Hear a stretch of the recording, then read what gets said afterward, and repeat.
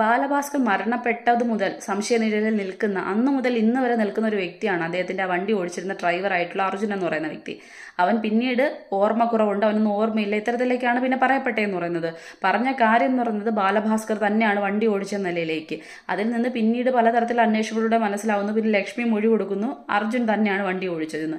എന്നിട്ടും അവൻ പുറത്തു കടന്നു. പിന്നീട് പല കേസുകളിൽ സ്വർണ്ണക്കടത്ത്, തിരുവനന്തപുരത്തുള്ള സ്വർണ്ണക്കടത്ത് കേസിൽ പിടിച്ചു, എന്നിട്ടും ഇറങ്ങി. ഇപ്പം എന്താ പെരിന്തൽമണ്ണയിൽ നടന്നിട്ടുള്ള 3.5 കിലോളം വരുന്ന സ്വർണ്ണക്കടത്ത് കേസിൽ അതിനകത്തും അവനെ പിടിച്ചിട്ടുണ്ട്. ആ പ്രതികൾ അടങ്ങുന്നതിൽ ഒരാളായി അദ്ദേഹമാണ്. പക്ഷെ അന്ന് ക്രൈംബ്രാഞ്ച് ഉദ്യോഗസ്ഥൻ പറഞ്ഞൊരു വാക്കുണ്ട്, അവനൊരു പാവമാണ്, വലിയ തെറ്റൊന്നും ചെയ്തിട്ടില്ല, അവൻ ഇതൊന്നും ചെയ്യാൻ പറ്റില്ല. മനഃപൂർവ്വം വണ്ടി ഇടിച്ച് അല്ലെങ്കിൽ ആക്സിഡന്റ് ഉണ്ടാക്കിയിട്ട് അവൻ സ്വയം മരണപ്പെടാൻ തയ്യാറാവും. എന്ന് ആലോചിച്ച് നോക്കിയേ, എത്ര നല്ല ഉദ്യോഗസ്ഥനെന്ന്. അതായത് ഈ സ്വർണ്ണക്കടത്ത് കേസിലെ പ്രതി, ഇനി പറയുന്ന ATM കവർച്ച, വീട് കയറി ഉപദ്രവം, ഇത്രയും ചെറിയ നിസ്സാരമായിട്ടുള്ള കേസാണല്ലോ. അങ്ങനെയുള്ളവരാണല്ലോ പാവങ്ങളെന്ന് വിളിക്കുന്നത്. ആരാ സത്യത്തിന് കുട പിടിച്ചു കൊടുക്കുന്നത്?